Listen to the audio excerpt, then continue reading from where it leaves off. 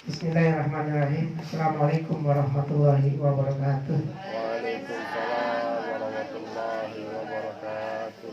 Alhamdulillahirabbil alamin. Asyhadu an la ilaha illallah wahdahu la syarikalah. La haula wala quwata illa billahil aliyyil azim. Pertama-tama mari kita panjatkan puji syukur kita kepada Allah Subhanahu wa taala, dan kita diberi kesehatan dan iman yang kuat, dan kemudian kita melangkahkan kaki kita ke majelis ilmu di Masjid Al-Zakir. Semoga ibu-ibu Allah berikan keberkahan dalam menuntut ilmu, dan semoga Ustadz anaknya lagi tiba-tiba lagi sakit nganterin ke rumah sakit. Ustadz kita, Tuan Guru kita Abdul Rahman, salam buat ibu-ibu katanya. Insya Allah mudah-mudahan Allah sehatkan putrinya dan Allah angkat penyakit dan beri kesehatan. Kemarin kita 2 hari kita ngaji, alhamdulillah kita ngaji hari, tetap semangat kita ngaji. Untuk Ustaz, untuk mempersingkat waktu kami persilakan Ustaz. Bismillahirrahmanirrahim. Assalamualaikum warahmatullahi wabarakatuh.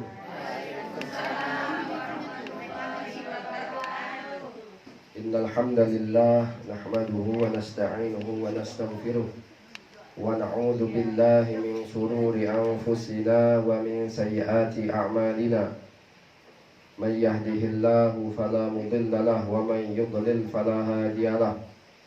Asyhadu an la ilaha illallah wahdahu la syarika lah wa asyhadu anna Muhammadan abduhu wa rasuluhu la nabiyya ba'dah.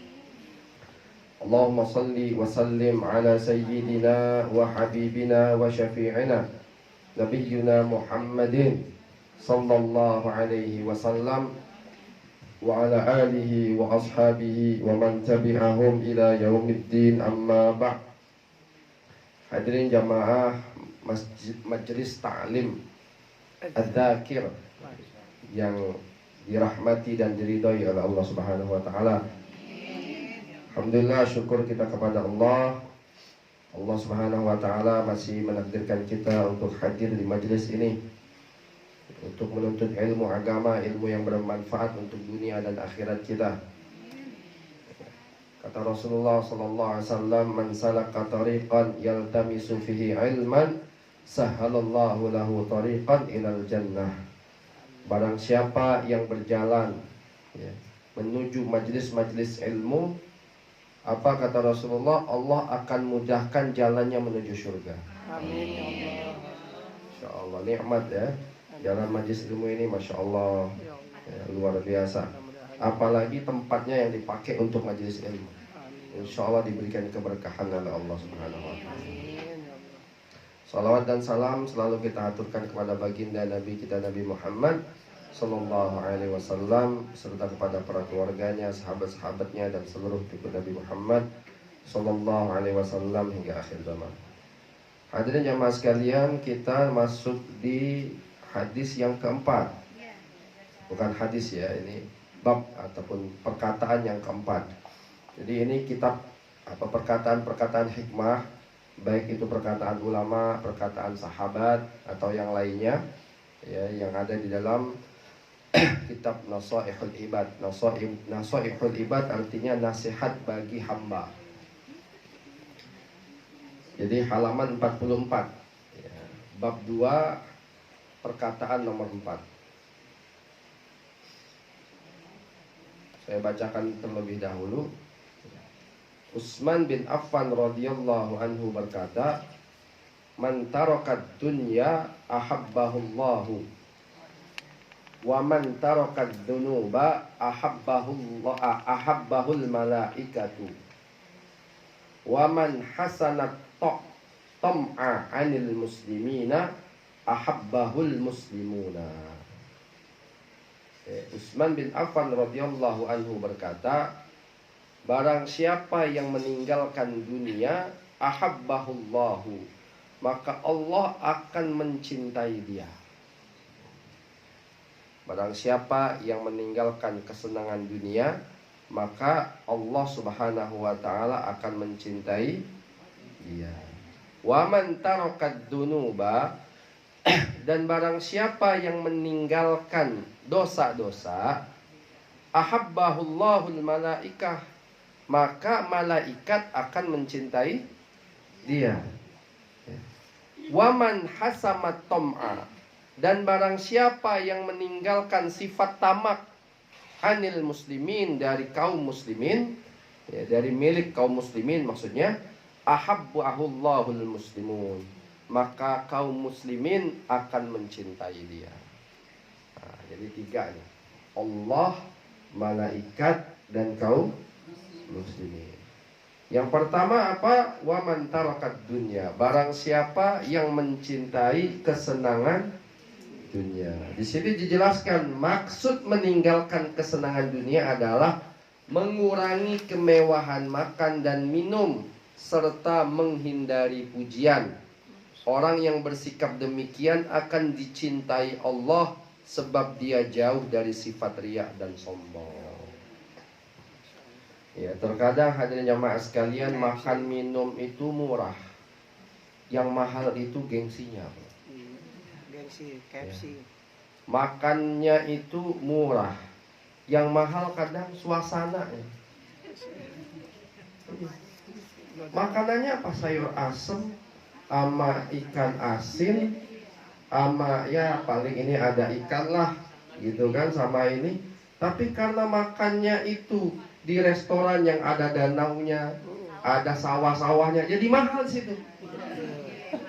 Padahal makannya sama aja sama makanan rumah kita. Ya. Makanannya sambal terasi juga makannya di situ. Nah, jadi hadirin jamaah sekalian, bahkan ada orang nih untuk makan ini berlebihan tadi. Saya pernah melihat orang makan makanan termahal di dunia, coklat harganya 100 juta. Makan makanan apaan 100 juta? Coklat doang harganya sampai 100 juta. Ya Allah. Nah, ini kenapa hadirnya jamaah sekalian? Gengsi. Ya, gengsi, nama baik. Apalagi zaman sekarang media sosial. Trek, wah, gitu kan. Nggak tahu juga kagak makan, numpang lewat doang. Ya Allah ya Rasul. Atau ditraktirin orang gitu kan. Wah, gayanya makan di sini padahal bayarin sama orang. Jadi hadirin jamaah yang dirahmati Subhanahu wa taala, jadi makan ini memang perintah Allah dan Rasulullah. Kulu washrabu. Tapi ingat kata Allah ada tambahannya, wala tusrifu. Makan minumlah, boleh makan minum, tapi jangan berlebih-lebihan. Rasulullah itu hadirin jamaah sekalian pernah 3 bulan makanannya cuman air putih sama kurma. 3 bulan nih Bu. Oh, di rumah kita 3 bulan begitu gimana Bu? Lanci melayang ya. Udah ngomel-ngomel sama laki ya nggak bisa kerja loh. Rasulullah nggak 3 bulan kata Aisyah nggak ngepul asap di rumah kami. Makanannya si hitam dan si putih. Si hitam itu apa? Kurma ajwa ya. Si putih air putih. Itu aja makanan Rasulullah. Tapi Rasulullah sehat gak? Sehat. Sakitnya Rasulullah sebelum meninggal aja sakit. Selain itu gak pernah sakit Rasulullah. Sakitnya Rasulullah hanya sebelum meninggal. Perang Uhud luka Rasulullah tapi gak sakit. Dirawat tapi gak sakit sampai tiduran berapa hari gitu, enggak. Karena kenapa? Pola makannya dijaga oleh Rasulullah SAW. Tidak berlebih-lebihan dalam makanan. Bahkan hadirin jamaah sekalian, Rasulullah suatu saat Rasulullah itu buat surat untuk para pemimpin-pemimpin di sekitar Jazirah Arab. Ada surat yang dikirim ke Persia, ya, Iran itu, Iran itu dulu namanya negeri Persia. Ada yang ke Romawi, ya, ada yang ke Yaman, ada yang ke Bahrain, ada yang ke macam-macam. Ya. Hadirin jamaah sekalian, salah satu surat dikirim Rasulullah itu ke Makaukis, ke Mesir.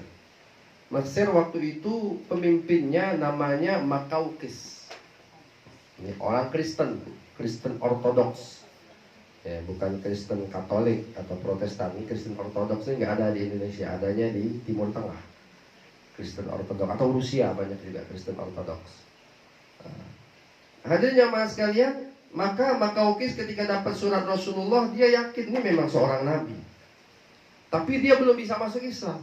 Tapi diterima surat Nabi, tamu Nabi dihormatin oleh Makaukis.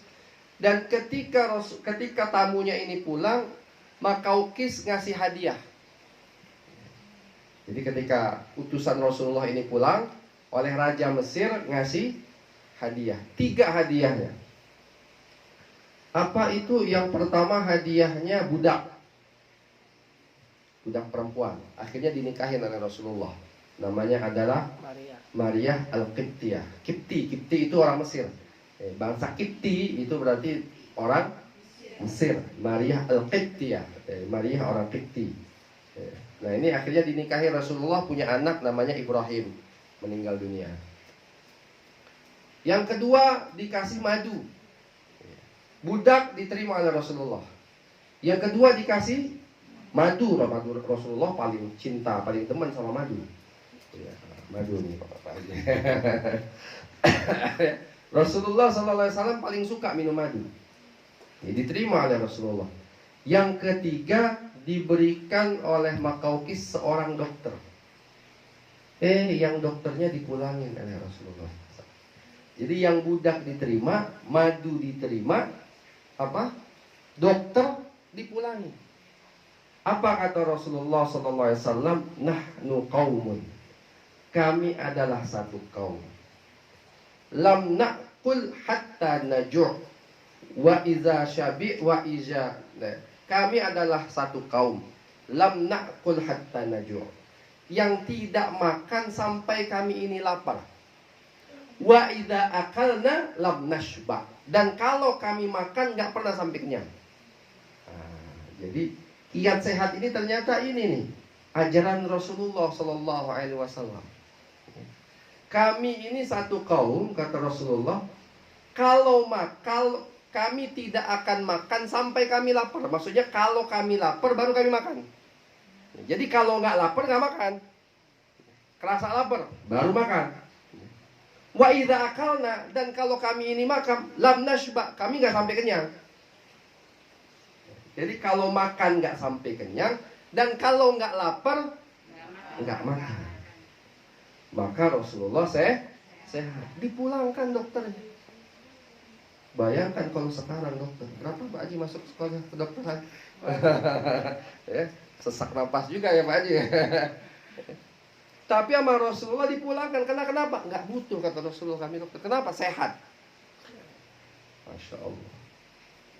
Nah kita sekarang ini kenapa banyak penyakit? Makanya sekolah kedokteran semakin mahal, karena dokter dibutuhkan di mana-mana, bayarannya mahal, orang banyak tertarik untuk jadi dokter. Karena kenapa? Makanan kita nggak sehat. Asal mulanya ini dari makanan. Kalau Rasulullah kan nggak makan kecuali lah. Kalau kita enggak, walaupun sudah kenyang juga masih makan. Udah makan bakso, sudah makan mie ayam, udah makan kue-kue, belum makan nasi. Kalau belum makan nasi dianggap belum makan. Padahal makan bakso sudah, makan somai sudah, makan kue sudah, tapi belum dianggap karena kenapa? Belum makan nasi. Dan Rasulullah itu, Bu, walaupun makannya sedikit, jadi Rasulullah itu makannya sedikit. Kalau kita sedikit-sedikit makan. Rasulullah itu walaupun makannya sedikit, tapi makanannya yang bermutu dan bergizi. Makanannya yang bermutu dan bergizi. Kesukaan Rasulullah itu daging kambing bagian kaki depan, katif.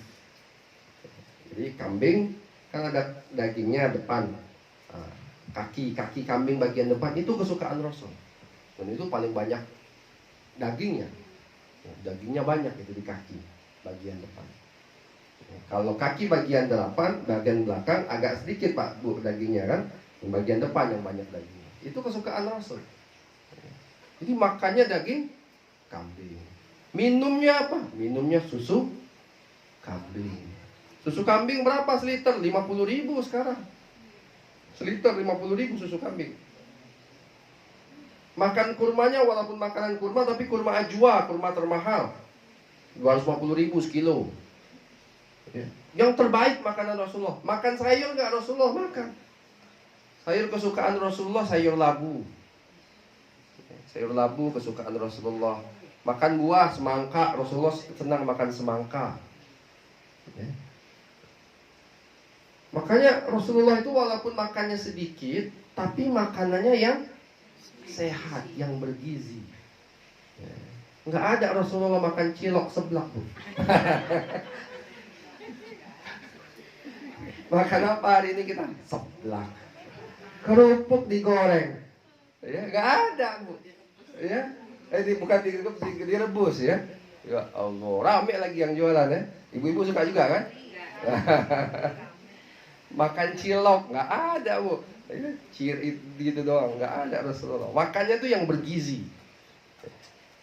Ya bukan berarti ini makan aja, Bu. Jangan habis ini nggak mau makan, boleh. Ya, yang penting jangan berlebihan. Ya, makan bakso, nggak apa-apa, saya juga suka makan bakso. Nah, artinya hadirin jamaah sekalian yang dirahmati Allah Subhanahu wa taala, ya, yang pertama ya kita diminta untuk meninggalkan beberapa kesenangan dunia. Karena kenapa? Nanti Allah akan mencintai kita. Karena orang yang terlalu disibukkan dengan kesenangan dunia, biasanya dia lupa akan Allah Subhanahu wa taala. Orang ini baik, dia ahli ibadah, ahli taat, tapi tiba-tiba misalnya dia berbisnis. Ketika dia bisnis awal-awal, wah lurus, benar. Mulai-mulai ke sini masuk misalnya ke pemborong pemerintah. Nah, misalnya gitu kan, biasanya tuh kan kadang ada ituan tuh, ya harus ngasih ini, ngasih itu, ngasih ini. Itu sudah mulai tuh,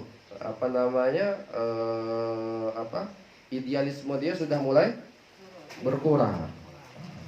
Kesininya ngobrol, ngumpul lagi dengan yang begitu. Lama kelamaan kalau dia bergaul dengan yang seperti itu terus, hilang semua. Karena kenapa? Disibukkan oleh dunia. Tapi bukan berarti kita nggak boleh meninggalkan dunia. Udah, nggak usah kita tinggalkan dunia aja, kita penting akhirat lah. Kita yang masih tinggal di dunia, gimana kita mau tinggalkan dunia? Kecuali kita udah meninggal, lain cerita, ya kan? Kita aja masih hidup. Tapi hadirin jamaah sekalian, jangan sampai dunia masuk ke dalam hati kita. Dunia cukup di tangan kita saja. Pakai dunia ini untuk menjadi bekal kita ketika di akhirat. Ad-dunya mazra'atul akhirah. Dunia ini ladang bagi kehidupan akhirat. Itu yang pertama, ya. Wa man tarakad dunya ahabbahullah. Barang siapa yang meninggalkan kesenangan dunia, Allah Subhanahu wa taala akan mencintai dia. Rasulullah kalau pengen dunia bisa nggak hadirin jamaah sekalian? Sangat bisa Rasulullah. Rasulullah waktu dakwah di Mekah, ya, orang Mekah itu sudah nawarin, wahai Muhammad, engkau ini maunya apa?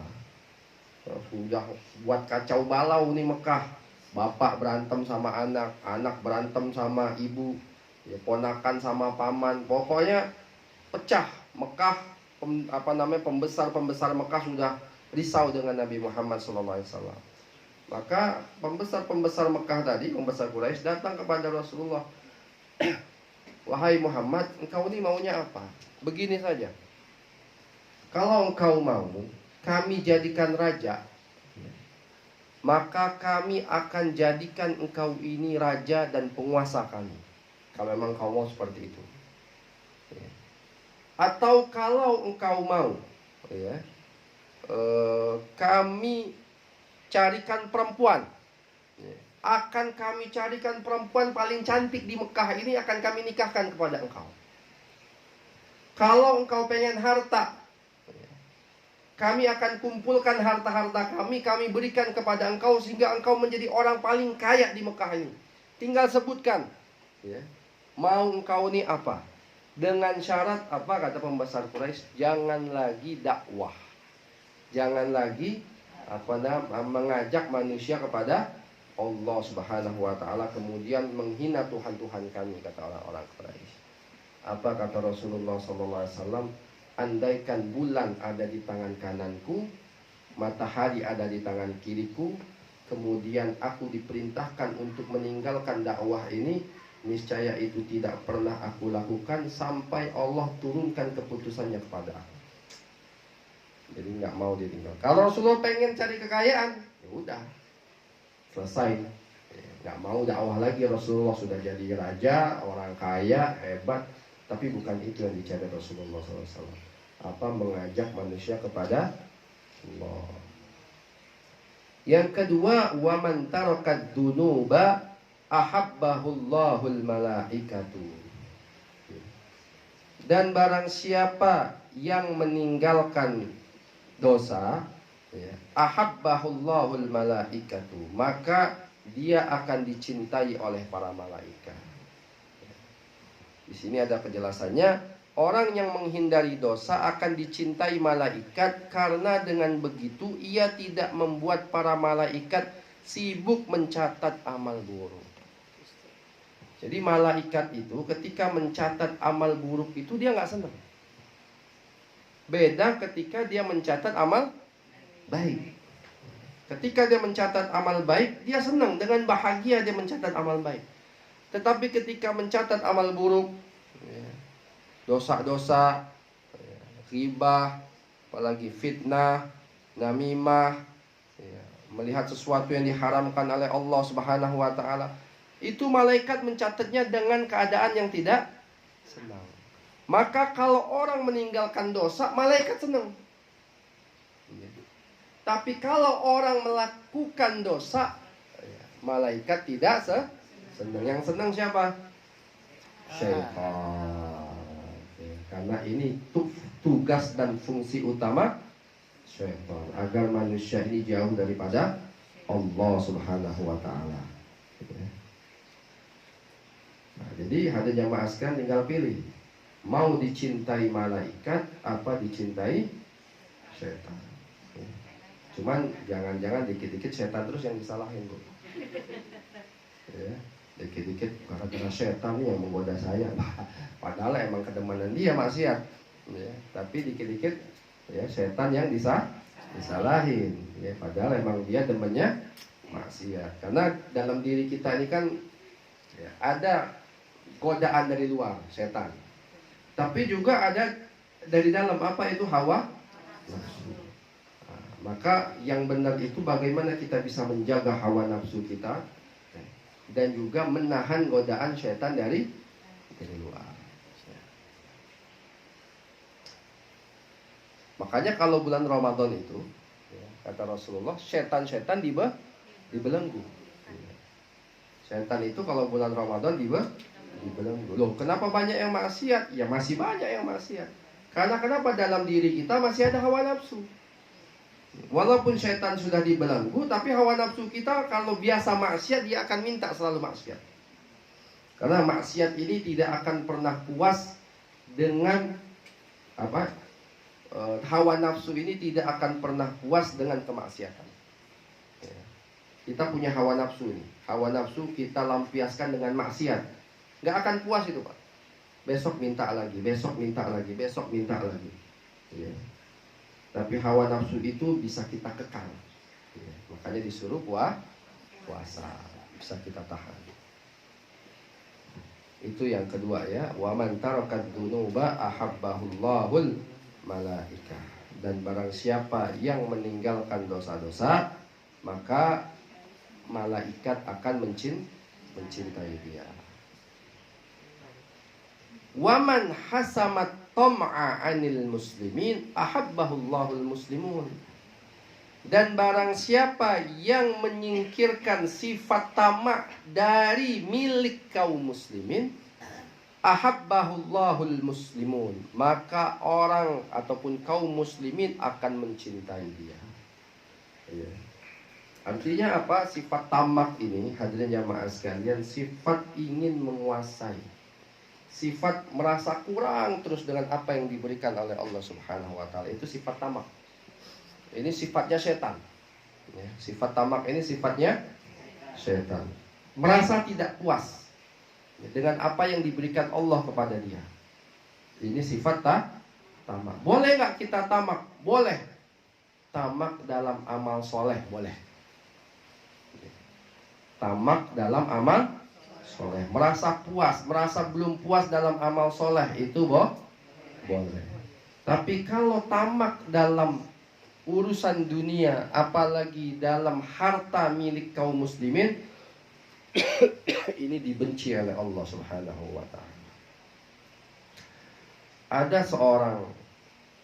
Ada sebuah kisah, ada orang datang kepada seorang syekh. Dia bertanya, "Syekh," dia bilang, "ketika aku menikah dengan istriku, ketika saya ini menikah dengan istri saya," dia bilang, "seolah-olah saya melihat istri saya ini yang paling cantik di dunia." Pengantin baru, benar nggak? Oh, yang lain nggak dilihat lagi. Ya, seolah-olah istri kita yang paling cakep. Ya. Seolah-olah istri saya ini yang paling cakep, yang paling cantik, nggak ada yang bisa ngalahin istri saya. Tapi sudah sebulan, 2 bulan, 3 bulan, gitu. Kok kata dia, kecantikan istri saya ini semakin pudar. Perasaan saya ngelihat tetangga ada juga yang cakep ini. Kata orang apa? Rumput tetangga lebih hijau daripada rumput sendiri. Ya, Pak Haji Ramayoli di kampus, wah mahasiswi ada juga ini. Misalnya gitu. Ya, kemarin kan cerita sama saya begitu kan? Gak bercanda, Bu. Bener. Jadi dia bilang, kenapa berkurangnya hari kok kecantikan istri saya berkurang? Betul. Saya melihat ada orang lain, kok ini cantik, lah itu kok ini cantik, kok Betul. itu cantik, dia bilang gitu kan? Betul itu. Maka kata si Syekh itu, beginilah dunia. Masya Allah. Andaikan, kata Syekh itu, engkau menikahi semua wanita di atas muka bumi ini, andaikan ini, engkau menikahi semua wanita di atas muka bumi ini, niscaya anjing-anjing di jalanan akan engkau bilang cantik. Misalkan ini nggak mungkin sebenarnya, nggak mungkin sebenarnya kita mau nikah dengan wanita seluruh dunia, kan nggak mungkin. Andaikan engkau menikah dengan seluruh wanita di dunia ini, maka nanti anjing-anjing di jalanan engkau akan bilang cantik. Karena kenapa? Begitulah sifat dunia. Kata Rasulullah Sallallahu Alaihi Wasallam, andaikan manusia itu diberikan harta oleh Allah Subhanahu Wa Taala dengan segunung emas, maka dia tidak akan puas sampai tanah masuk ke dalam mulutnya. Maksudnya sampai mati. Walaupun dia dapat harta segunung emas. Jadi Freeport tuh punya kita misalnya gitu. Kurang kayanya apa tuh? Tapi manusia gak akan puas itu sampai tanah masuk ke dalam mulut dia. Maksudnya sampai dia meninggal dunia, baru dia akan puas. Ya. Maka hadirin yang dirahmati Subhanahu wa ta'ala, itulah sifat tamak. Ya. Sifat tamak itu selalu merasa kurang terhadap urusan dunia. Maka kita ini sebagai seorang muslim, Allah perintahkan kita untuk memiliki sifat qanaah. Lawan dari tamak itu apa?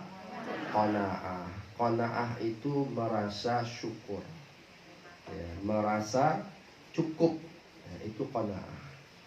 Jadi kalau kita qanaah, bersyukur kepada Allah Subhanahu wa ta'ala.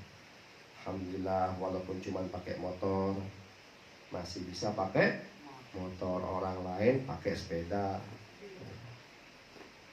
Kita masih jalan kaki, nggak bisa pakai motor. Alhamdulillah masih bisa jalan kaki. Yang lain mungkin nggak punya kaki. Maka kalau kita punya pikiran seperti itu kan qanaah. Ada rasa tenang dalam hati kita. Alhamdulillah masih Allah kasih nikmat. Alhamdulillah masih Allah kasih nikmat. Itu sifat qanaah. Orang muslim itu harus bukan tomak yang harus dia miliki, tapi sifat qanaah. Kalau ada sifat qanaah dalam hati kita, berapa saja yang diberikan oleh Allah Subhanahu wa taala, kita akan syukur.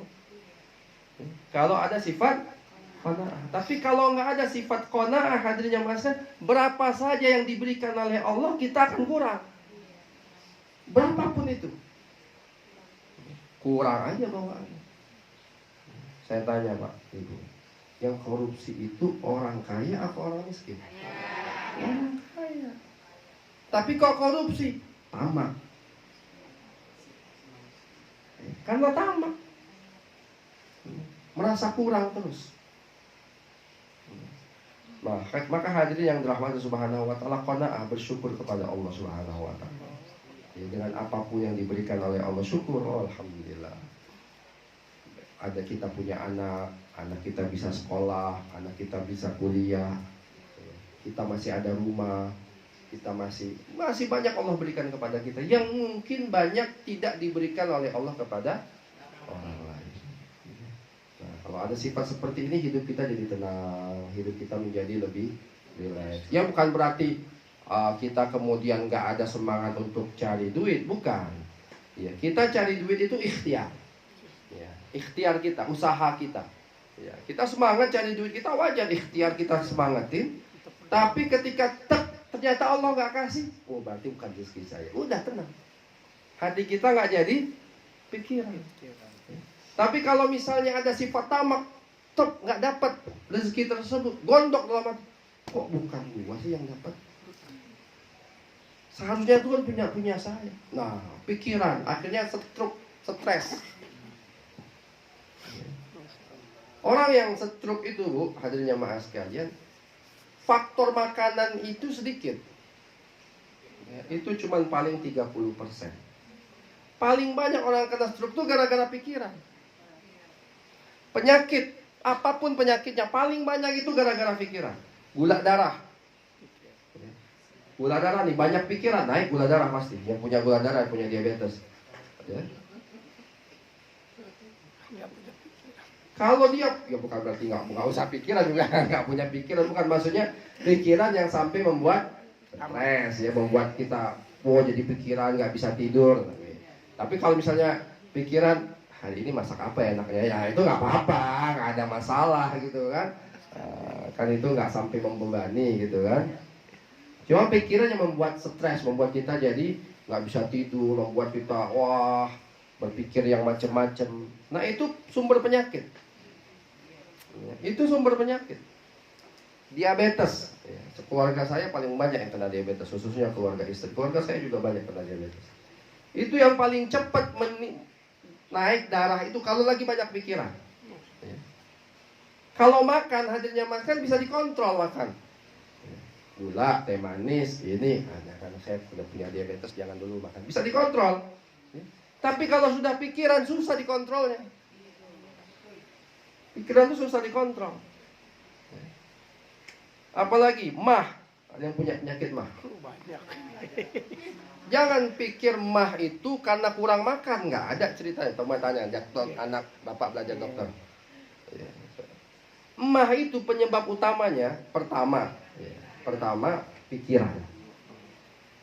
Yang kedua apa? Makan malam. Habis makan tidur. Habis makan tidur. Nah itu asam lambung jadi naik. Ya, baik itu makan siang ataupun makan malam. Ya, jam 12 malam makan terus habis itu tidur. Nah itu cepat kena mah. Ya, kena GERD ya. GERD itu yang asam lambung sampai naik.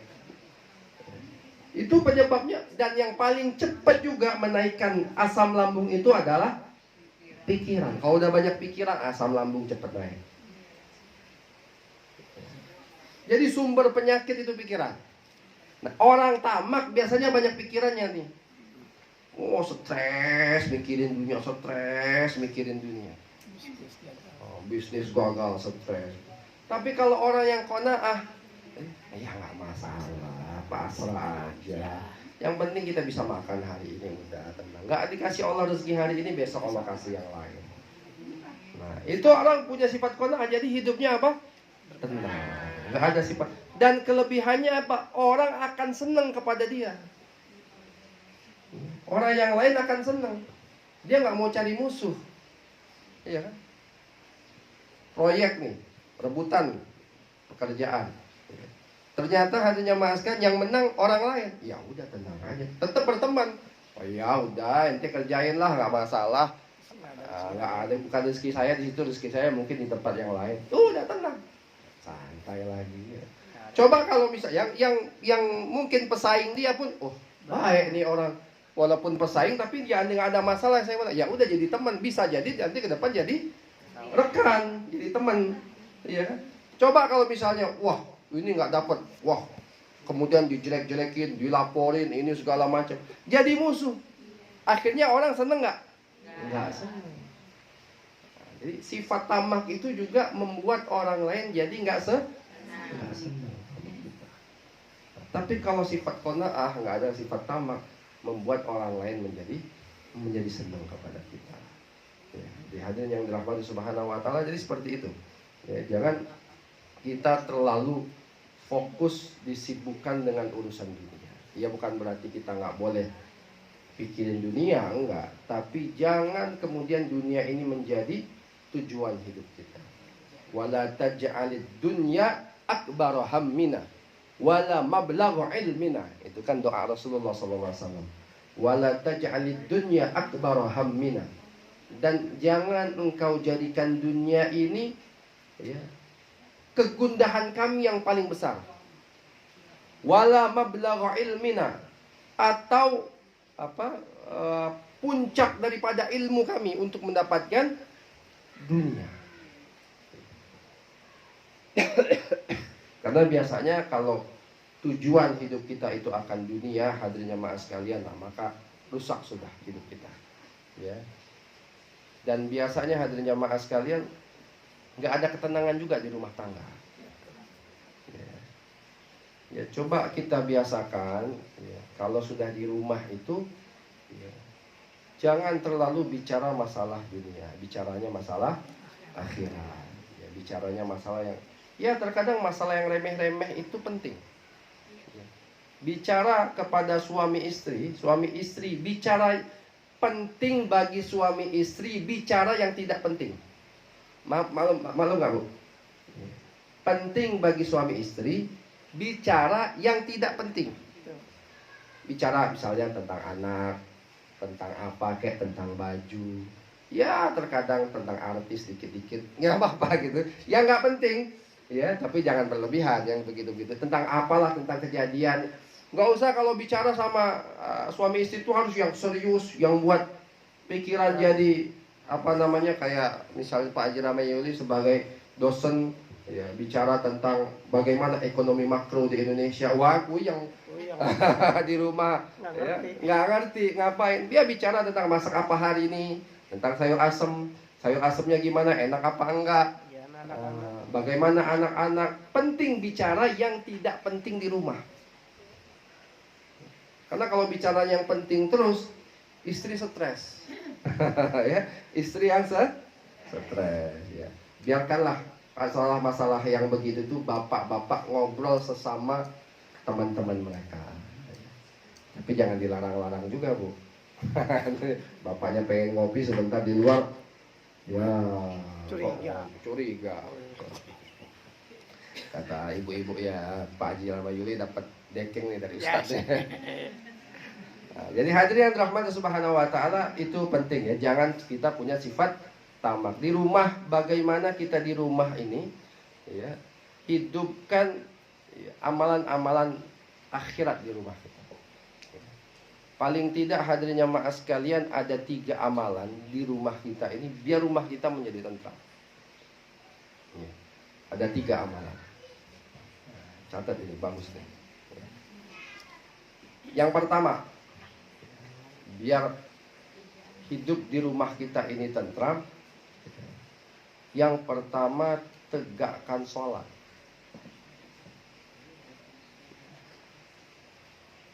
Tegakkan sholat. Suami istri mesti menegakkan sholat. Anak-anak mesti menegakkan sholat.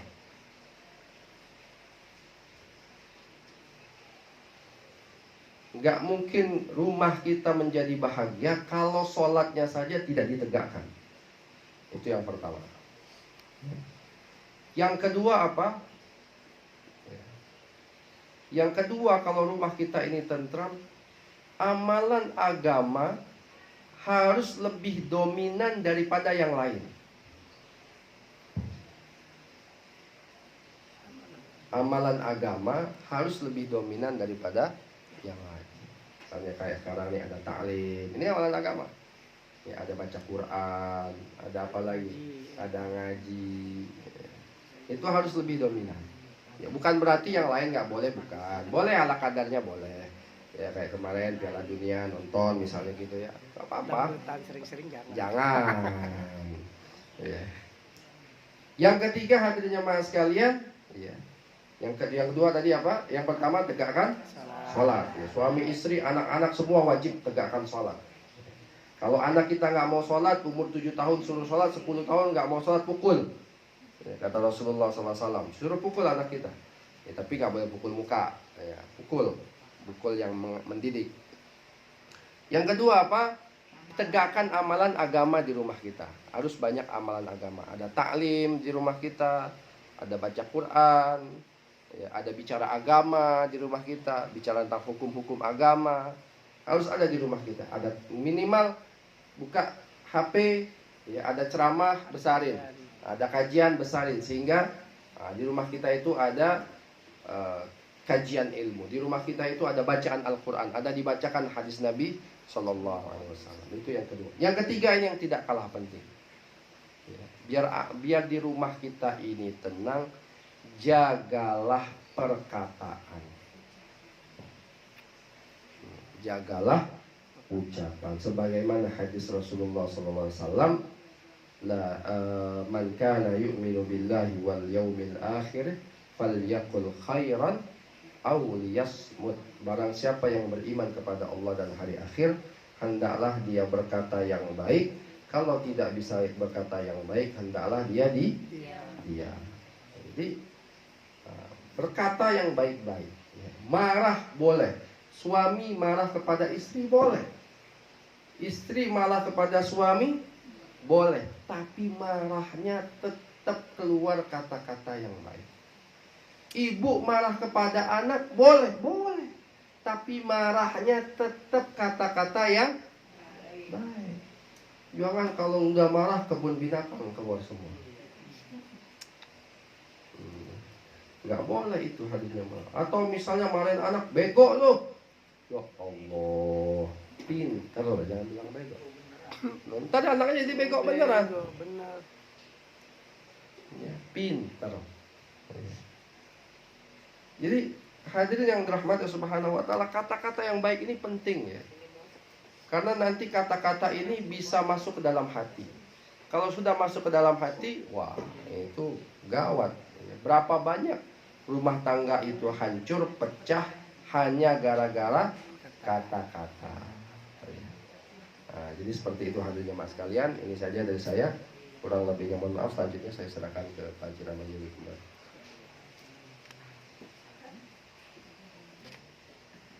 Saya itu bertanya, separuh dari kita, separuh dari ilmu kita banyak bertanya. Ada yang bertanya, Bu?